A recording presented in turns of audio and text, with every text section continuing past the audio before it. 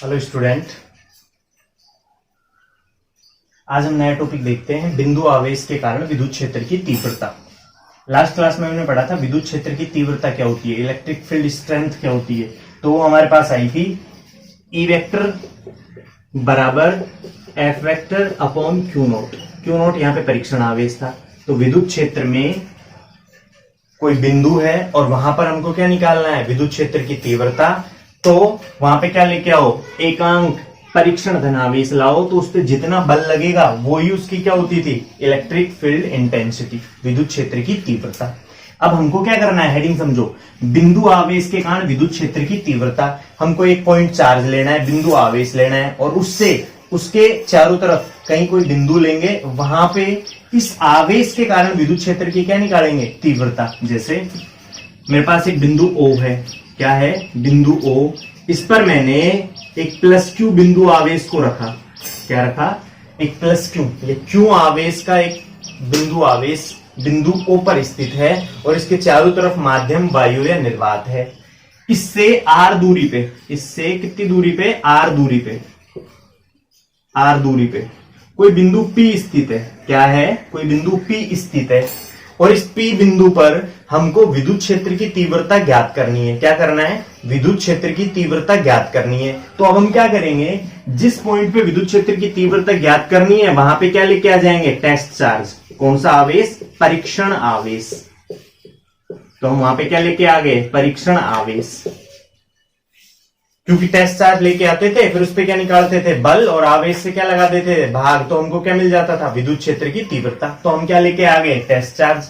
अब इस पे अगर हम विद्युत क्षेत्र की दिशा देखना चाहें तो विद्युत क्षेत्र की दिशा में हमने बताया था परीक्षण आवेश पर या परीक्षण धनावेश पर लगने वाले बल की दिशा में विद्युत क्षेत्र की दिशा होती है। तो हमने क्या देखा कि ये पॉइंट P है, तो इस पे बल किधर लगेगा, दोनों सेम चार्ज, रिपल्सन का फोर्स लगेगा, तो फोर्स की डायरेक्शन क्या होगी, इसी तरफ। और फोर्स की डायरेक्शन में ही किसकी डायरेक्शन होगी, विद्युत क्षेत्र की तीव्रता की। तो हमको विद्युत क्षेत्र की तीव्रता की डायरेक्शन पता चल गई। अब ऐसे ही हम क्या निकाल लेते हैं, उसका मान कैसे निकालेंगे, पहले कूलाम के नियम से इन दोनों के मध्य लगने वाला ये फोर्स निकालेंगे और फोर्स को किससे, परीक्षण आवेश से भाग लगा देंगे। तो हमको क्या मिल जाएगा, विद्युत क्षेत्र की तीव्रता। और उस फॉर्मूले से हम देखेंगे कि विद्युत क्षेत्र की तीव्रता किस किस पर निर्भर करती है। तो सबसे पहले हम क्या निकालेंगे, बल। तो देखो, बिंदु आवेश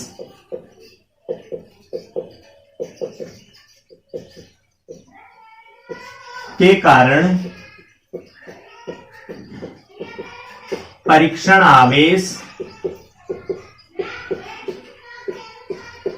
आवेश क्यू नोट, बिंदु आवेश के कारण परीक्षण आवेश क्यू नोट पर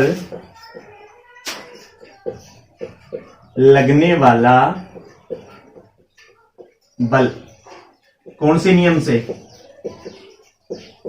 कूलाम के नियम से। क्या होगा, F बराबर के Q1 Q2 upon R square. के की जगह क्या भी लिखा जा सकता है, 1 अपॉन 4 पाई एप्सिलॉन नोट भी लिख सकते हैं, लेकिन माध्यम क्या हो, निर्वात हो। Q1 Q2, तो Q और Q नोट दोनों आवेश लिख दिया, Q और Q नोट बटे क्या, R स्क्वायर। बताओ इतनी बात में कोई दिक्कत हो तो। उसके बाद हमारे पास ये किसका फॉर्मूला आ गया, बल का। हमको बिंदु P पे क्या चाहिए, विद्युत क्षेत्र की तीव्रता। तो बिंदु P पर विद्युत क्षेत्र की तीव्रता हमको पता करनी हो। तीव्रता का फॉर्मूला क्या होता है, E बराबर F upon Q note.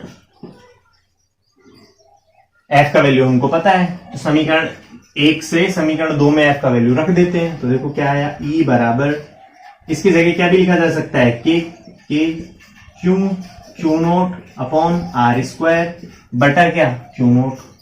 Q note से क्यू नोट क्या हो गया, कैंसिल, और विद्युत क्षेत्र की तीव्रता का फॉर्मूला हमको क्या मिल गया, के क्यू अपॉन R स्क्वायर। अब विद्युत क्षेत्र कैसी राशि है, सदिश राशि है, तो हम इसका सदिश रूप भी लिख सकते हैं।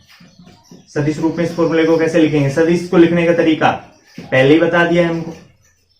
क्या, सदिश में दो चीजें होती हैं, एक तो मैग्नीट्यूड और एक डायरेक्शन, एक तो परिमाण और एक दिशा। दिशा बताने के लिए किसको काम में लेते हैं, एकांक सदिश को। तो ये दूरी की दिशा में ही है, तो इसकी जगह क्या लिख लेंगे, दिशा की जगह r कैप लिख लेंगे। सदिश रूप में कैसे लिख देंगे, ई वेक्टर बराबर के क्यू अपॉन आर स्क्वायर, ये तो इसका परिमाण और ये इसकी क्या डायरेक्शन। आर क्या क्या है, क्या है एकांक सदिश, जो किसको बताने के काम आ रहा है, दिशा को। अब देखो गौर से इस फॉर्मूले को देखो, ये फॉर्मूला क्या कहता है, विद्युत क्षेत्र की तीव्रता किस किस पर निर्भर करती है।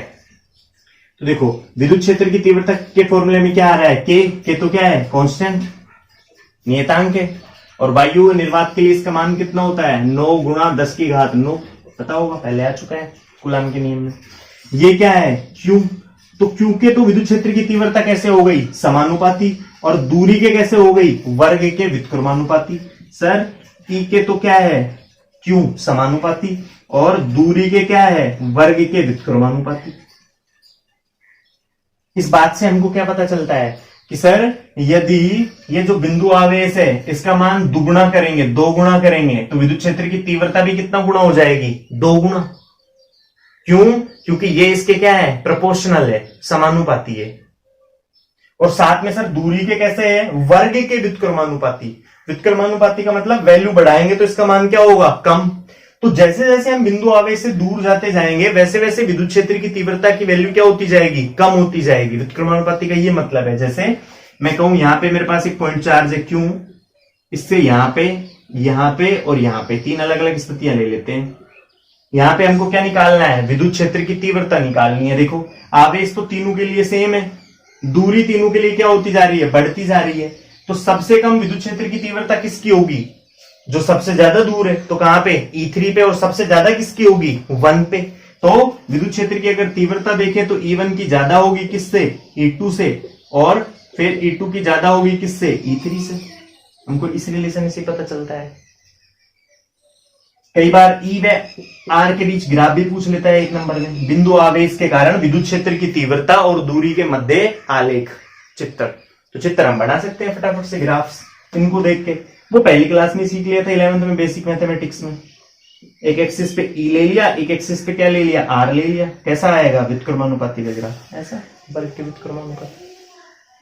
पहले भी हमने डिस्कस कर रखा है, बस एक थोड़ा सा याद रखना E और R के बीच ग्राफ बनेगा तो ऐसा बनेगा, और यदि E और 1/r² के बीच अगर ग्राफ बने कहीं तो देखो ये एक फंक्शन ये एक फंक्शन, अब ये दोनों फंक्शन एक दूसरे के कैसे हैं समानुपाती, तो ग्राफ किसका बनेगा समानुपाती का। और समानुपाती का कैसा होता है सरल रेखा।